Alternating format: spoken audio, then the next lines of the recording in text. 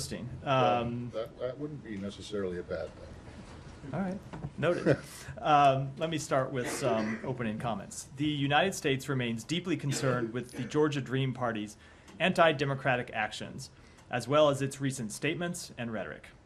These actions risk derailing Georgia's European future and run counter to the Georgian Constitution and the wishes of its people. Secretary Blinken recently announced a comprehensive review of all bilateral cooperation between the United States and Georgia. As part of that review, the department implemented a new visa restriction policy to address these actions under Section 212A3C of the Immigration and Nationality Act. Today, under this policy, we are taking steps to impose visa restrictions on dozens of Georgian individuals. This includes individuals responsible for or complicit in, and immediate family members of those responsible for or complicit in, undermining democracy in Georgia, such as by undermining freedoms of peaceful assembly and association, violently attacking peaceful protesters, intimidating civil society representatives, and deliberately spreading disinformation at the direction of the Georgian government. This first tranche of visa restrictions comprises members of the Georgian Dream Party, members of parliament, law enforcement, and private citizens. It remains our hope that Georgia's leaders will reconsider their actions and take steps to move forward with their nation's long-stated democratic and Euro-Atlantic aspirations. But if they do not, the United States is prepared to take additional actions. And with that, Matt. Okay, thank you. Can you give us any better idea of how many dozen? A few dozen. This is the first tranche. It is a few dozen. Okay, a couple dozen could be read as two. A few, does that mean three? Around that. It is between 2 and 3 dozen. We don't generally give out specific numbers, but it's between 2 and 3 dozen. And I want to emphasize this is a first tranche of sanctions. And have these people been notified? Do you know? They have not been notified. We typically don't notify people, but they find out if they try to come to the United States. Well, no, that you do notify them if they have an existing visa. Correct. If they have an Has existing anyone visa. been notified that their existing visa I has doubt been it has revoked? happened. I doubt it has happened because we have just put this into effect today. But for those, if there are people in that category, they would be notified subsequent to this. Unless anyone has anything else on this? Yeah. Air conditioning. Yeah, good. Any idea how Just for the benefit of everyone in the room, not just me. Matt, too. Just follow up how they are selected. We know that there are 80 MPs that voted for the law. How did you select 2,000, 3,000 out of 86? So first of all, I can't give you specific names. I know that's not the exact question, but just as a reminder to everyone that visa records are confidential under law, so I'm not able to say with any degree of specificity. But as I said in the statement, we've looked at the people who have taken actions to spread disinformation, who have taken actions to undermine democracy, to violently attack peaceful protesters and intimidate civil society representatives. And as I said, this is just the first step in our series of actions. And I should note that the actions that we are prepared to take are not just necessarily related to these new sanctions that we are opposing. We have also said that we are undertaking a full review of our relationship with the government of Georgia. Does it include the speaker, the man who signed it into law? As I just said, I'm prohibited by law from announcing who visa restrictions apply to. How many tranches do you expect between now? I can't give you any definition on that question today. I can tell you that we are prepared to impose additional sanctions, and we will take all other steps as appropriate. What message are you planning to send by splitting it into tranches? Are you still hopeful that you might stop this from happening, or the next steps? So as I said in my opening statement, there is still time for the Georgian government to reverse the trajectory that it's on. That doesn't just apply with respect to this law that they passed. It applies to the way they have been cracking down on dissent. It applies to the statements that their leaders have made, rejecting the path that Georgia has been on for so long. So there is still time to turn it around, and our policy will be dependent on the policy that Georgia undertakes. Please come back to me later. Yeah. And move to the Middle East. Yeah. Do you have any updates on the proposal that was put forward? Has Hamas put forward any official response? We heard overnight in a statement some sound like downtrodden response, but then Egypt has reportedly heard some encouraging signs. What's the latest? We have not heard. We have not received an official response from Hamas. Obviously, we have been in conversations with our partners in the region, especially with the government of Egypt and with the government of Qatar, and those partners have been in conversations with the political wing of Hamas. But we have not yet received an official response to the proposal that's on the table. I don't have an update on that. We have wanted to see a response as soon as possible. We think this is should be an urgent priority to get this ceasefire over the line to start to alleviate the suffering that is happening every day in Gaza. So we would hope for a response from Hamas as soon as possible, and we continue to wait. And then can I ask on this deadly Israeli strike on a school that was housing IDPs in Gaza, what's your response to that? So we have been in contact with the government of Israel about this strike. They have said to us essentially what they have said publicly, which is that, and this is their claim, that they were targeting 20 to 30 members of Hamas and other militant groups, that they used precision strike to target only one part of the building without hitting areas where civilians were sheltering. At the same time, we've seen the reports on the ground, we've seen the videos from the ground, we've seen the claims that 14 children were killed in this strike. And certainly when you see, if that is accurate, that 14 children were killed, those aren't terrorists. And so the government of Israel has said that they're going to release more information about this strike, including the names of those who died in it. We expect them to be fully transparent in making that information public. Were U.S. weapons used in this strike? I don't have any update to that. I'd refer to the government of Israel to that Last question. question, how does this not cross the red line that the president laid out, several weeks ago? This is the second incident in less than 2 weeks where we've seen a pretty large civilian toll on what was supposed to be a precision strike. So with respect to the policy that the president announced, he was speaking specifically to a large-scale operation in Rafah, and we have not yet seen a large-scale operation conducted in Rafah. That said, we have seen strikes that put civilians in danger well before the president said that, and we have made clear to the government of Israel that we expect them to do everything that they can to minimize civilian harm. We've been through this before. It applies in this situation too. It is a difficult situation if it is true that you have this site where Hamas is hiding inside a school, other militants are hiding inside a school. Those individuals are legitimate targets, but at the same time, they're embedded near civilians. Israel has a right to try and target those civilians, but they also have the obligation to minimize civilian harm and take every step possible to minimize civilian harm. So that's why we were pressing the government of Israel and the IDF to be completely transparent about what happened here. We want to know the facts as much as anyone. Have they taken every step possible? We have seen them take improvements over time, but still, if it bears true that this strike resulted in the death of 14 children, the results aren't where they need to be. So it gets back to this question of intent and results. Even if the intent is what the IDF has said publicly, that they were trying to use a precision strike just to target 20 to 30 militants, if you have seen 14 children die in that strike, that shows that something went wrong. That said, these are all facts that need to be verified, and that's what we want to see happen.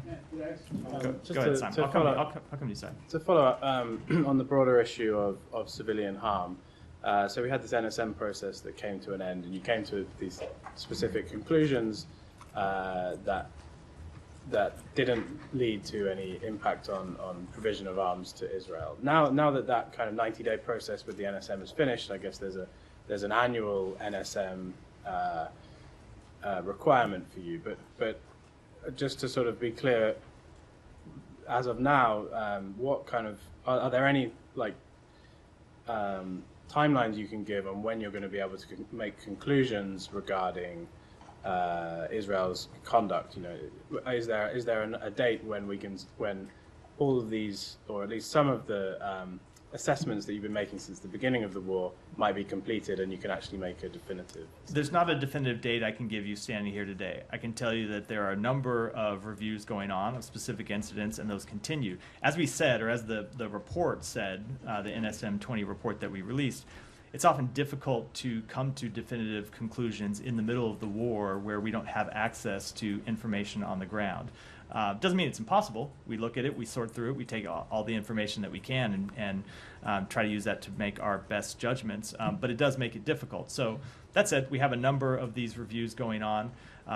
We want to see them wrapped up as soon as they can, but they're difficult and time-consuming. You have to look at facts, and sometimes you have to make legal determinations as well that are informed by those facts, and that's what we continue to do. Will you make public the results of those reviews? It's hard for me to say what we will. It's hard for me to say what we will do with the result that has not yet finished. I can tell you that there have been some. I've said this before. There have been some that have been finished and have found to be no violations, right? You can think about how this might work. Same if you think about any kind of investigation where you take a broad, you take, say, a big number of cases. You can look at some and see right away that no, they don't rise to the level of violation, some that bear more scrutiny. So there were some that we looked at and were able to take out of the system quickly, and there are a great deal of others that are going forward and we're continuing to review. Without trying to go through the laundry list of, there are a lot of cases here, but are there any that you can give us as an example of this came up in the briefing, for example? For example, there's lots of cases that came up in the briefings. If there are any of those where we've asked you about it and then you've gone away and looked at it and found we're happy that there was no violation here? I just can't give you that kind of specificity from here. So, go ahead. This particular area, you called on me? You called on me, right? Yeah, okay. Just sorry. Sorry, I thought, yeah. Okay. Never known you to be shy, Saeed. No, from time to time, So I don't believe that. Right. Go ahead. So it's with old age. Anyway, so this area in Serat was an area that the Israelis even did not ask people to evacuate. I mean, this is really refugees. They killed 64 people. We don't know how many was killed. I mean, what possible advantage? I want to ask you, because the other day you said that maybe Sinwar prefers, the safety of the tunnels, the comfort of the tunnels, to coming out and so on. So why would Hamas militants, what possible tactical advantage or strategic advantage for them to be in the school? Isn't it just like, that red herring, something that the Israelis could use time and time and time again as, a cover to continue to kill people? I mean, considering that, 130 civilians were killed in the preceding 24 hours. So the advantage to Hamas, and it is a sickening advantage to them, is that they think they can hide behind civilians and prevent from being struck. And there have been times, I can tell you, there have been times that we know that Israel has passed on taking strikes because there were Hamas militants who were embedded directly with civilians, and they made the decision that they could not take a strike against a militant without causing disproportionate civilian harm. So that has happened, and there are militants who were not. There were strikes that they did not take because of that reason. Now, with respect to this one, we need to know exactly what happened. As I said, and as you just pointed out, there are conflicting accounts about what exactly happened here, and that's why we need to get to the bottom of it. We are no military experts. At least I speak about myself, but one knows from reading so much and so on. I mean, the safety of the rubble area, the safety of the destroyed cities and buildings and so on, that becomes a concrete jungle, is a lot safer for these fighters. There would be no incentive whatsoever for them to go and be among their families and so on, because the food is probably better in the tunnels or in these places. Safety is a lot better. Why would they do it? Or just, anything that Israel can say. So number one, I just think established exactly why they would do it. Number two, I just don't think as a factual matter it's actually in dispute that they have done it, and they continue to do it. Yeah. We have seen clear, convincing evidence, some of that evidence has been made public, of them hiding in civilian targets going back before October 7th, and that has continued to be one of their primary tactics since October 7th. I tell you what. And I should say, launching, in addition to hiding, launching attacks, launching mortar attacks and launching other attacks from inside civilian infrastructure. Not from these areas. I mean, they want to launch attacks where the Israeli military is actually present and so on, not likely in then Serat where they could be bombed from the air and so on. I mean, this thing that we keep hearing about human shield and so on. I just want to remind you that this is basically an Israeli thing, to the point where the Israeli Supreme Court told them you could not do it. You could not use Palestinian kids as human shields to wrap them around their jeeps and walk into the cities and so on. And in fact, they continue to do it. So what possible? I mean, Israel has no credibility whatsoever to believe what they say, that there are Hamas fighters are hiding there. We have not seen any evidence. They have not shown us any of these people that were killed. So what I just said is, Israel said to us they're going to release the names of militants that they have killed. If that's true, if they do it, the entire world will be able to see that and judge. But I'm going to wait until we see what happens. Can I ask you a couple more questions, if I may? Yesterday there was the march into Jerusalem, the old city, and so on. And the marchers just beat the heck out of Palestinian journalists and so on. And Palestinian journalists seem to be, at the tail end of recognizing whether in Gaza or in the West Bank and so on. Is there any particular reason for that? So we have seen the videos of this incident, seen the photos of this incident, and we strongly condemn them. Journalists and media workers are essential to democracy. They should not be attacked anywhere in the world, including in Israel, for doing their jobs. We expect Israel to uphold its stated commitment to human rights and press freedom. We expect them to protect journalists from these kinds of assaults. And if there are violations of criminal law, we expect people to be fully held accountable. And do you expect Israel to, take what you just said seriously enough to actually abide by that? I'm going to make clear what the United States expectations are, but we have shown repeatedly that we are willing to have tough conversations with Israel about these matters. Go ahead. So you said you can't say if it's a U.S. weapon that was used in the school attack. Have you at least pressed Israel to use more strategically, targeted weapons as opposed that could explode widely? And then what is their response to that? We have at a number of occasions pressed them to use the most precision weapon possible and the smallest weapon possible to achieve a legitimate military aim, so you minimize the level of civilian harm. That's been something we pressed them really from the outset of this conflict. And so what is their response, these past two attacks that have used what they say are precision weapons but have been very destructive? So their claim is that they are using precision weapons and that they're using the smallest weapon possible to achieve the target. That said, we have obviously seen the reports of civilian harm. Obviously, in the incident several weeks ago, you saw a catastrophic consequence when it seemed that the result of the weapon they used was a subsequent fire, a subsequent explosion of some sort that caused tremendous civilian death. And so they need to investigate exactly how that happened. They have an ongoing review of that. As far as I'm aware, it's not been concluded yet. I know we haven't been briefed on any review yet. And with respect to this one, as I said, we need to see what the facts are, and we expect them to make those facts public and be completely transparent about it. And they're reviewing this one as well? Have you heard that? I don't know if it's an official review. They have said to us that they are going to release information that shows what happened, what the result of the strike was, and who it was that was killed in the strike. I don't believe they've announced an official review yet, but if there are shown to be civilian deaths, as the reports from the ground appear to show, then we would fully expect them to review that consistent with their code of conduct. You've said repeatedly transparent, that you're looking for the Israelis to be transparent. I mean, the Israelis are basically saying that militants were killed in this. I mean, do you expect them to investigate beyond that, say whether children were killed, civilians were killed, and is there a track record of Israel actually investigating that on the ground? So, two things. One, with respect to transparency, they have said that they will release the names of those who were killed. And the militants? That is what they have said, and we're going to watch and see what they do. If we think any further investigation is warranted after we see the results of what they announce first, we won't hesitate to call on that, as we have in the past. There are incidents that they have reviewed in the past, and as we've said, they have a number of incidents where they have conducted reviews, and those have led to criminal referrals, and they have full-blown criminal investigations. But there are also incidents, and those are not public, but there are other incidents where they have announced, they have conducted reviews and announced the results publicly. So with the World Central Kitchen strike, for example, they announced the results of the review. They made clear what, from their perspective, had gone wrong and why that strike had happened in the way that it did.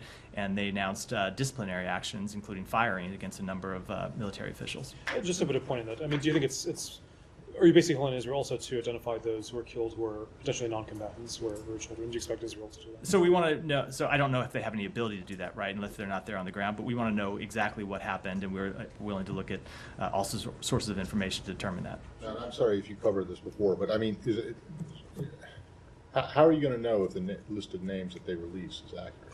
So we will. I don't want to prejudge. I could make up a bunch of names right now. It is a good question. That doesn't necessarily mean that those were actually the people who were killed, or that they were militants. Yeah, it is a good question. We'll wait and see what it is they release, and if they release any information to back that up. It could be that they really, I don't want to speculate to what they could release to back that up, but we will wait and see what it looks like. All right, but if it turns out that they name these people and they are confirmed to have been militants, and you are able to, or there's some kind of confirmation that they are in fact the ones who were hit, is that enough for you, even if they don't go into any civilian? So we also want to whether see they're identified. No. by the Israelis or not.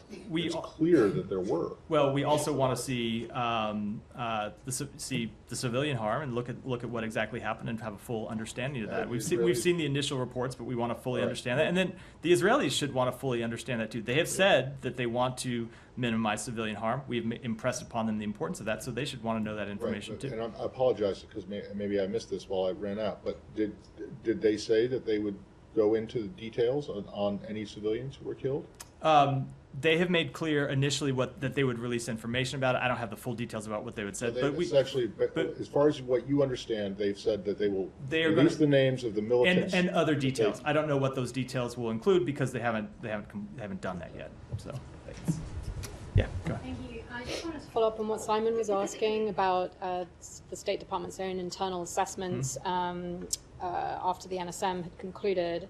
The Secretary said in one of his Hill testimonies a few weeks ago, I think it was Senate Appropriations, he was asked about state's own internal assessments about Israel's actions, and he was also asked if the State Department has the kind of resources that it needs to meet the objective of carrying out its own internal assessments.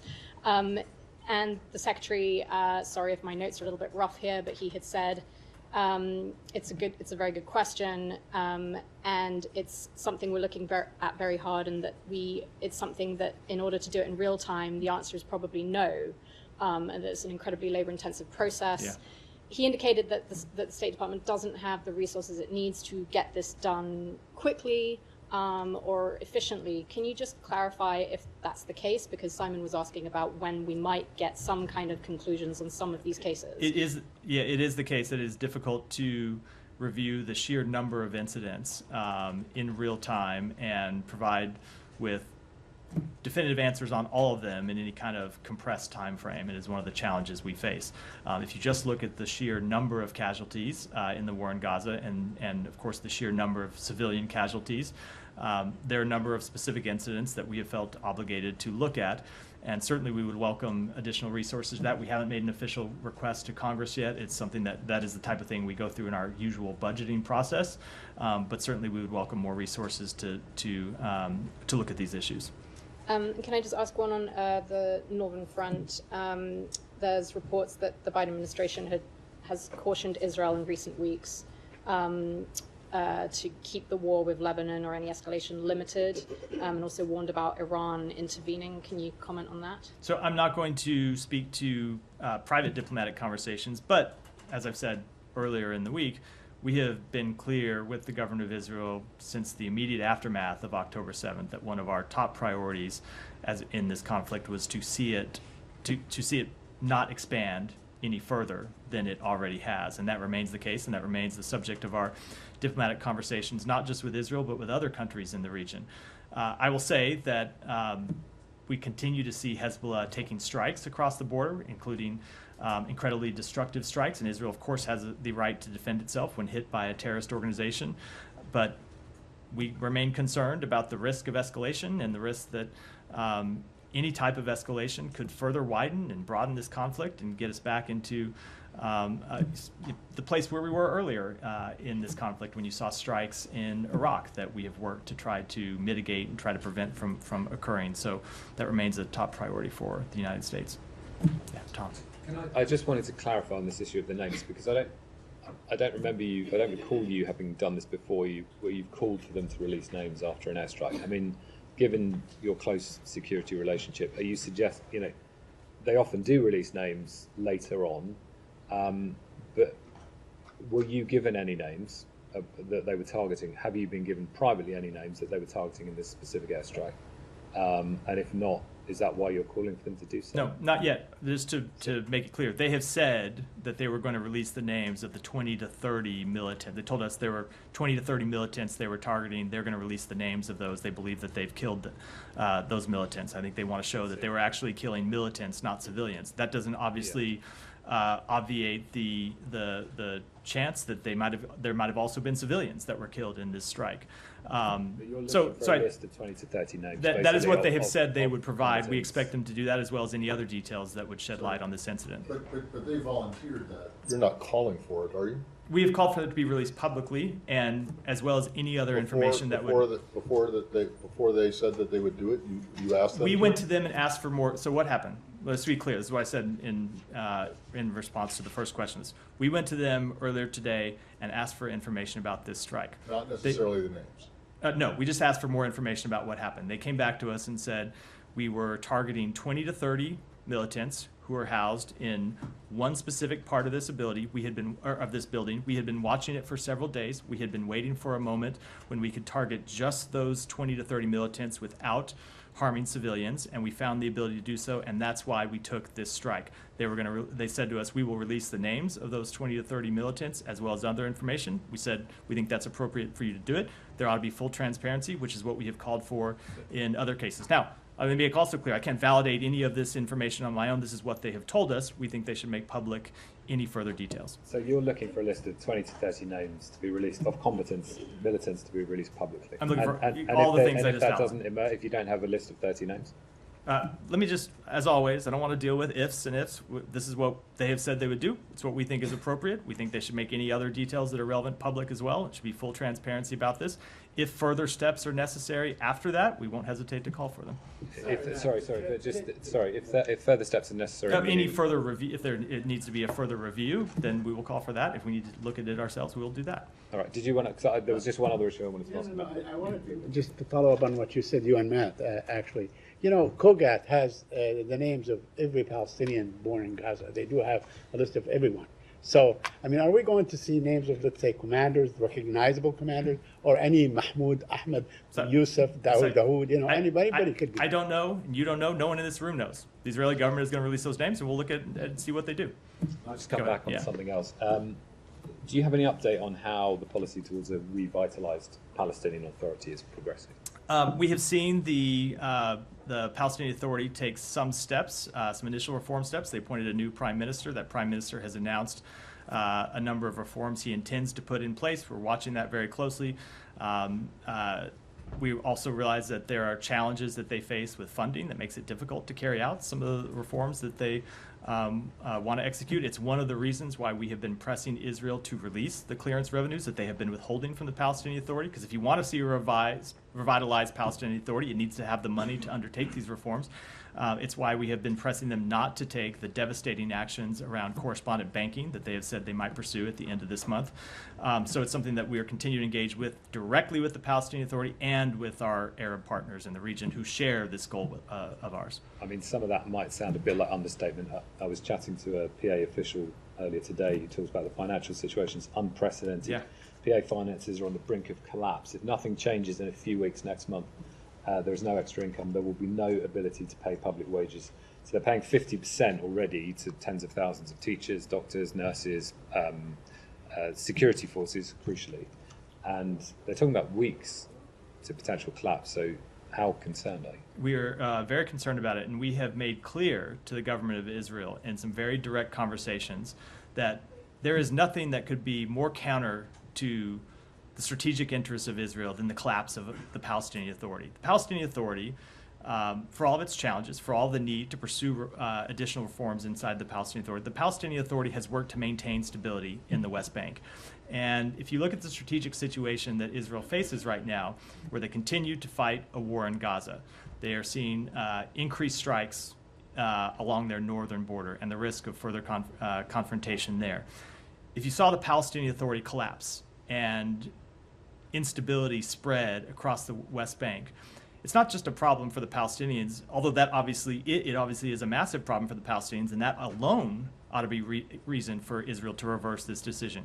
It is also a massive security threat for the state of Israel, and so we have made clear to them that allowing the Palestinian Authority to receive the full revenue to which it is entitled, this is Palestinian money, not Israeli money, is not just the right thing to do, but it is also in Israel's security interests, Israel's strategic interests. That sounds like a nice way of trying to persuade them, but I'm interested in the issue of American power here, because your key partner, your ally, and the key figure in that government, the finance minister, is somebody who has an ideological background of, he's an expulsionist, he wants to get rid of Palestinians from the West Bank, history of making racist, anti-Arab statements, And so when he is the key figure that appears to be holding back all those revenues, and I think it stands at $1.6 billion, I mean, surely, as the United States, as the key ally of Israel, its key military backer, you can change that situation.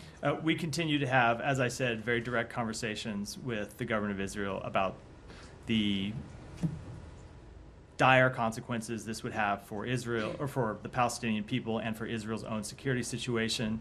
Let me just finish. There are other partners in the region who are having those same conversations with the government of Israel. We are not yet at the point where they have run out of money, so we continue to work on it, and I think I'll leave it at that for now. But do you see someone like that as a legitimate voice in this issue, who has, a very key role? So we have made quite clear on a number of occasions that we disagree with the statements that particular minister has made. It's not just statements. Just let me finish. I was about to say that. We have made quite clear on a number of occasions that we disagree with the statements that particular minister has made and the actions that particular minister has taken. And we will continue to do that, and we will continue to work to try to see them reversed, because ultimately these are actions that are not in the interest of Israel.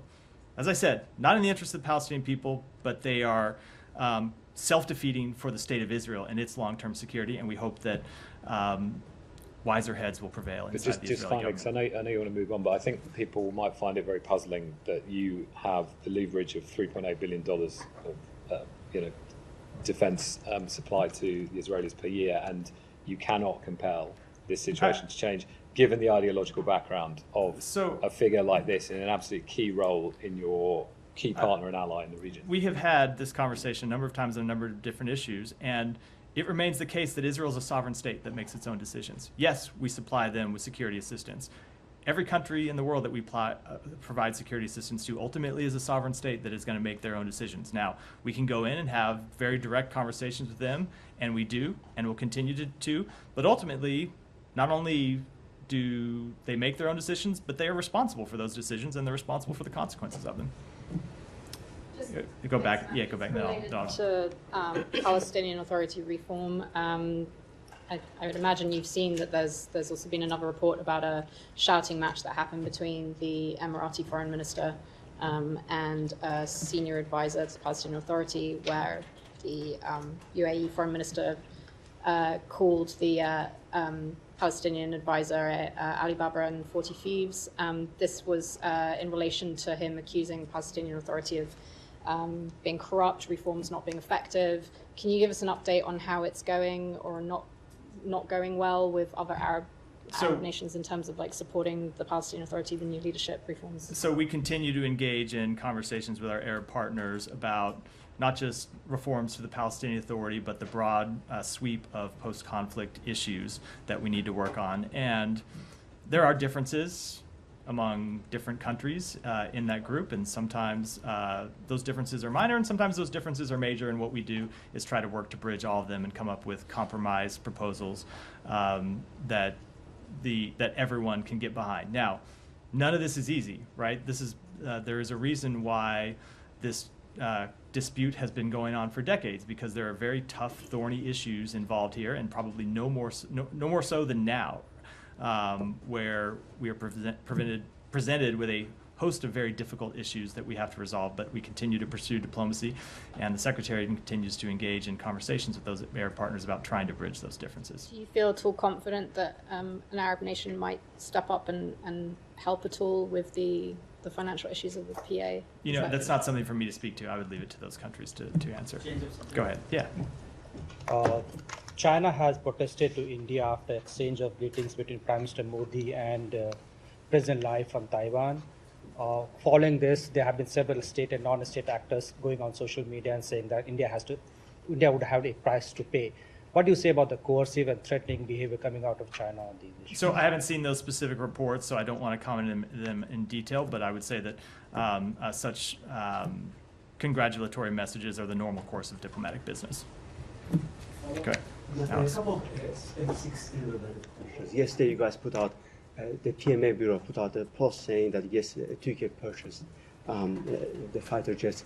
Have you guys already signed the letter of acceptance, or there's an ambiguity there? Can you please clarify? It was Turkey that signed a letter of offer and acceptance to purchase the F-16s. The sale is an investment in NATO interoperability and will support the national security interests of the United States, Turkey, and the NATO alliance. You may remember that getting this particular sale over the finish line took some time, and we're glad to see it moving forward. Thank you. And Ukraine seemed to be unhappy about some of the delays involving F-16 training. There's a political report about that yesterday. They believe that this doesn't match with amount of jets that they might take and to operate. Why there's a delay? So I won't speak to those specifics. I'm not familiar with them. Training is not something that we conduct out of the State Department, obviously. That's something that happens in the Pentagon, so I would refer you to them to speak to any specifics with regard to that. But I can say that speaking generally, training Ukrainian pilots has been a major priority of us, something that we've worked hard on and worked to ensure our allies in NATO can do as well, and that training is ongoing. Thank you. And final one from me. As I understand it, Special Advisor Bano just returned back from the region. He spent 2 weeks in Azerbaijan and Armenia. Any progress, any result? I don't have any update on his travel. I would direct you to his office for anything specific on his travel. Yes, go ahead. Yeah, thank you, Mark. Going back to the risk of escalation conflict in the Middle East. Today, the Islamic resistance in Iraq said in a statement they carried out 2 joint military operations with Houthis on Israel's Haifa port. Can I ask you again, just speak up a little bit? Okay. Sorry. Yeah. Maybe the microphone is poorly placed in your Sure, part I'll of the repeat the briefing room. question. Yeah. Today, the Islamic resistance in Iraq said in a statement they carried out 2 joint attacks with Houthis against the Israeli Haifa port. And I think this is the first time that the Islamic resistance in Iraq that they are cooperating with the Houthis to attack the Israelis. How do you see these developments, especially cooperation between Iraqi militia groups backed by Iran and the Houthis? So we have long made clear that we oppose any attacks by the various militia groups, Iranian-sponsored militia groups, against the government of Israel, and that we are prepared to help Israel defend itself against those attacks. Obviously, any kind of cooperation between them is something that would be incredibly concerning and that we would work to mitigate. And this may trigger retaliation attack by Israel. And you said earlier that when there were attacks on the U.S. forces in Iraq, you worked to try to mitigate these threats from occurring. Have you reached the Iraqi government to rein these groups to not attack Israeli from 100 miles away from? So without speaking to any specific conversations regarding these attacks, it has been our general policy to press the Iraqi government to prevent attacks being launched on their soil, either against the government of Israel or against United States interests or United States troops in the region. And lastly, my last question. This week, the Iraqi parliament passed the budget law, which provided more than 4 trillion and 556 billion Iraqi dinar, which equivalent to 3.5 billion US dollars to PMF, Iranian-backed groups, and including those groups who were attacking the US troops in Iraq. So, do you concern about the future security of Iraq and the future security of the region when these groups are getting funding by Iraqi government? We do remain concerned that individuals within the PMF are not responsive to the Iraqi commander-in-chief and engage in violent and destabilizing activities in Iraq and Syria. Attacks against U.S. and coalition service members, as well as Iraqi security service members and businesses, undermine Iraq's security and economy, and we continue to urge the Iraqi government to rein in these individuals and hold them accountable for breaking Iraqi law. Sean. Other violence in the region, in the Middle East, in the general region. Sudan. There was an attack in Al Jazeera State, in which it's been reported that 400 people were killed. The RSF was blamed for this. Do you have any update, both on actions on the RSF and on the Army, and any potential resumption of talks in general? So the only thing I'll say is that we continue to engage in diplomacy to try to end the war, mitigate the humanitarian crisis. You may have seen that the Secretary spoke to the Foreign Minister of Saudi Arabia about this earlier this week. He spoke to General Burhan last week about this very thing, and what we have continued to urge is a return to talks between the SAF and the RSF to try to reach a ceasefire, and that remains what we're focused on. Is there any progress on that? I mean, I don't have any updates to offer from here. Go ahead. On the Lion's Den sanctions, roughly how many people are going to be impacted by that? They are not people. It is an entity. I don't know how many people are members of that entity, but this is a sanction against an entity, not individuals. So, do you think they have a lot of assets in the U.S. to seize? So usually the question is it's not just one of seizing assets when we impose these kind of sanctions under this new executive order, and that we've imposed several already. It prohibits people from doing any business with U.S. persons, U.S. entities, or accessing the U.S. financial system. So it's not just about seizing assets, though clearly that is part of the potential accountability measures, but it's to prevent them from taking any transactions that could run through the U.S. financial system. And I know you've probably looked at these before, and there are a great deal of transactions around the world that do interact with our financial system in one way or the other. Go ahead. Sorry. Yeah. There's some groups like FDD have been saying that this group is not active anymore since last summer.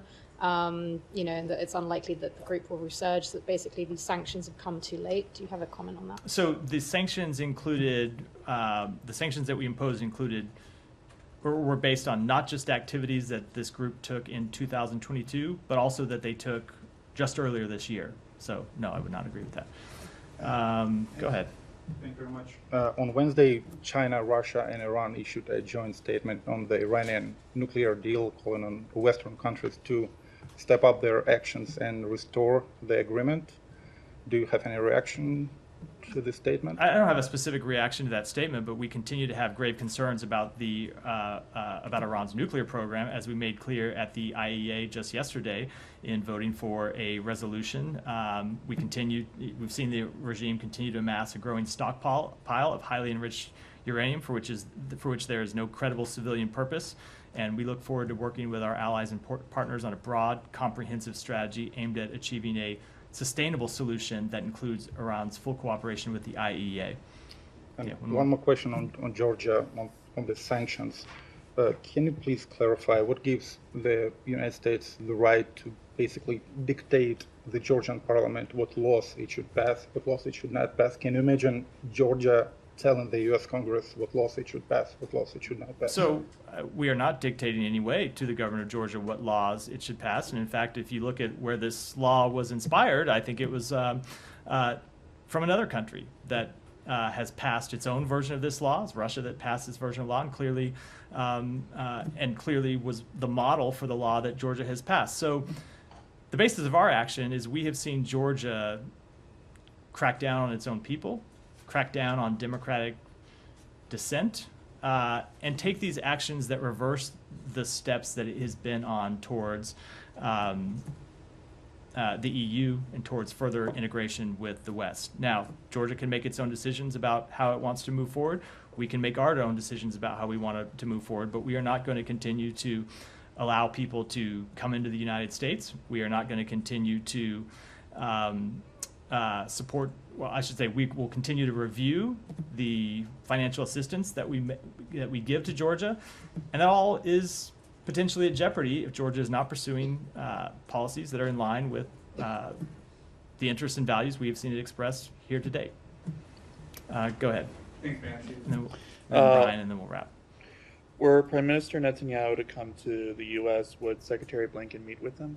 So I heard an if at the beginning of that question. I don't use. Well, as expected. He said if expected. He said. You said were. Were. Fair. You said were Prime Minister Netanyahu. It is another intro to a hypothetical question that I typically decline to answer. He has not announced a visit, and certainly I'm not going to announce meetings for visits that are not yet on the books. Okay. And what's the administration's reaction to China not participating in the Ukraine Peace Summit? So we certainly would encourage China to participate in that summit. They have attended previous versions of the summit. We thought that their presence was helpful. We think their presence would be helpful here, but I actually think there are other actions that China could take that would be even more helpful, and that would be cracking down on the companies that continue to help reconstitute Russia's defense industrial base. And finally, what does the 80th anniversary of D-Day mean for today's global challenges? So you heard the president speak to this earlier. You saw this, you may have seen the secretary speak to this in a couple of TV interviews he did. When you look at the the alliance that the United States was part of in D-Day to stand up to tyranny and help push back tyranny when tyranny was on the march across Europe. It is an inspiration for some of the same challenges that we face today, and it is a reminder that we are stronger when we work in concert with allied nations that share our values, that support democracy, and work to and push back against those forces who oppose it. Ryan.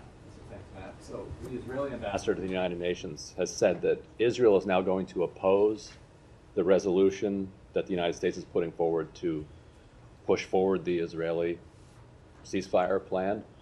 Did that come as a surprise to the United States, and does that undermine the U.S. effort to get Hamas to agree to this deal if Israel is saying that it's going to vote against its own deal at the UN? So we have been talking with a number of governments, including the government of Israel, about the direction of this resolution and what it ought to look like. Those conversations continue. We do think it is important that the United Nations Security Council speak with one voice on this. We have this rare opportunity where we have a chance to reach an immediate ceasefire that ultimately could lead to an end to this war. And so we want to see the Security Council act. We want to see it act as soon as possible. Now, the way this process works is that you often have to engage in diplomacy with members of the Security Council and sometimes with members off the Security Council to help get a resolution like this over the line. That's what we continue to do. I got three really brief ones that you'll probably be able to answer in several words. One, just on that last question, I was under the impression this was a Security Council resolution. It is. It's not a General Assembly resolution. Correct. Which And means Israel- that Israel I know does the not sec- get to vote. Correct. They don't have a vote. Correct. So why, I'm not sure why did you answer the question? Because we are talking to Israel about this resolution. No, I understand that. And we're talking but I to mean- other members off the Security Council. But they don't about it get as a well. vote because they're not in the council. Correct. Okay, secondly, do you have anything new on the Beirut, sorry if you did this while I was out, on the Beirut embassy incident? I don't have an update on the investigation that And the then Lebanese the authorities very are last conducting. thing, yesterday you said that the amount of aid assistance given to Georgia, I think you said over the last couple of years is about 390. Can you be more specific? How many years is that? It's two, and I can go back and So I can go back after. It's fiscal a couple of years. 23? I will go back and get the specifics. My understanding is that's the amount budgeted for the last 2 years to the government of Georgia. That's across a range of different programs, and we can get you more details. But on it's it. 2 years. 2 years. Okay, Correct. great. Thank you. If you finish one more, and then we'll go. On the Human Rights Watch report on white phosphorus, we've seen tons of reports now about the use of white phosphorus by the IDF. 17 municipalities across southern Lebanon since October, according to HRW. So does the U.S. have any policy that with regard to the use of white phosphorus? So setting aside whether or not these individual incidents occurred. Yeah. So white phosphorus is something that's commonly used in military operations to produce smoke, to obscure ground forces, mark locations, or provide illumination. And just the usage by itself is not something that's prohibited under international humanitarian law. But as with any type of military operation, civilians can't be targeted. If white phosphorus is used, precautions have to be taken to minimize harm to civilians, and it's incumbent on countries to use white phosphorus in ways that are consistent with their national humanitarian law. Are these incidents concerning that Human Rights Watch is saying that they were outside the bounds of? So I've seen the just reports, described? but that is the type of thing that we'd have to take a look at and assess before commenting in detail. With that, we're wrapped for today. Matt, Thanks. come on. 10 minutes to get done everybody.